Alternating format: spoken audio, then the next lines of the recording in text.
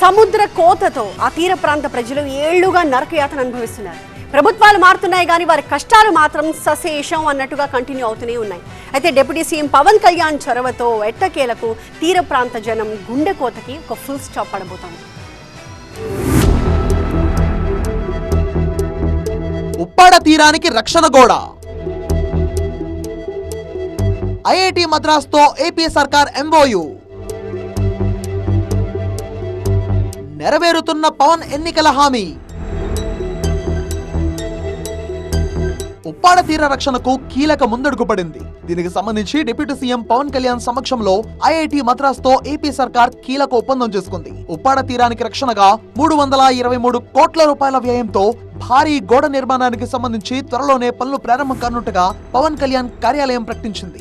వచ్చే నవంబర్ నుంచి ఉప్పాడ తీర రక్షణ గోడ నిర్మాణ పనులు ప్రారంభం కానున్నాయి. ఈ తీర రక్షణ గోడ డిజైన్, డిపిఆర్ బాధ్యతలను ఐఐటి మద్రాస్ కి అప్పగిస్తూ ప్రభుత్వం నిర్ణయం తీసుకుంది. తీరం కోత, సముద్ర ప్రవాహాలు, అలల ప్రభావంపై ఐఐటి మద్రాస్ శాస్త్రీయ అధ్యయనం చేయనుంది. ఆ అధ్యయనాల ఆధారంగా ఉప్పాడ తీరానికి అనువైన రక్షణ గోడ నిర్మాణాల డిజైన్ ను ఫైనల్ చేస్తారు. ఆ తీర రక్షణ పనులపై సాంకేతిక పర్యవేక్షణ కూడా ఐఐటి మద్రాసే నిర్వహించనుంది. మత్స్యకార గ్రామాలు, తీర ప్రాంత ప్రజలు ఈ సముద్ర కోతతో కొన్నాళ్లుగా నరకయాతన అనుభవిస్తున్నారు. ఈ కోత తీవ్రత ఎంత ఘోరంగా ఉంటుందంటే ఏటా సముద్ర పాలల ఉధృతికి వందలాది ఎకరాల భూమి, ఇళ్లు సముద్రంలో కలిసిపోతుంటాయి. తీర ప్రాంత ప్రజలు, మత్స్యకారులు తమ ఇళ్లను, జీవనోపాధిని కోల్పోయి నిరాశ్రయులవుతున్నారు. అయితే ఎన్నికల ప్రచారంలో భాగంగా వీరి బాధను విన్న పవన్ కళ్యాణ్ కూటమి ప్రభుత్వం అధికారంలోకి వస్తే రక్షణ కూడా నిర్మిస్తామని హామీ ఇచ్చారు. పవన్ కళ్యాణ్ ప్రత్యేక శ్రద్ధ వహించారు. అధికారులకు ప్రత్యేక సూచనలు కూడా చేసినటువంటి పరిస్థితి. ప్రస్తుతం మనం ఉప్పాడలో ఒక గ్రామానికి సంబంధించి, ఒక పేటకు సంబంధించినటువంటి ఇల్లు చూడొచ్చు. పూర్తిగా కెరటాల దాటికి ఈ మట్టి దెబ్బలు ఏ రకంగా కొట్టుకెళ్ళిపోయో చూడొచ్చు.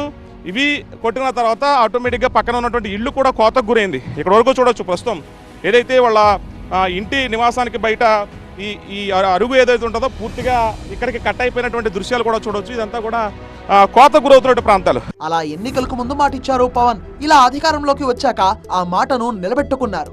ఉప్పాడ తీర ప్రజల కడుపు కోతను, గుండె కోతను అర్థం చేసుకున్న పవన్ వారి సమస్యకు శాశ్వత పరిష్కారం చూపుతానన్నారు. కేంద్ర విపత్తు నిర్వహణ నిధి ఆమోదంతో ఉప్పాడ తీర రక్షణ ప్రాజెక్టుకు శ్రీకారం చుడుతున్నారు. ప్రాజెక్టుకు నోడల్ ఏజెన్సీగా రాష్ట్ర విపత్తు నిర్వహణ సంస్థ వ్యవహరించనుండగా నిర్మాణ పనుల అమలు బాధ్యతను ఏపీ మ్యారిటైమ్ బోర్డుకు అప్పగించారు. సముద్ర కోతతో తీవ్రంగా దెబ్బతింటున్న ఉప్పాడ తీరానికి ఐఐటి మద్రాస్ నిపుణుల సూచనలతో శాస్త్రీయ పద్ధతిలో రక్షణ చర్యలు తీసుకుంటున్నారు. ఇప్పుడు కట్టబోయే గోడ తీరానికి శాశ్వత రక్షణగా ఉండనుంది.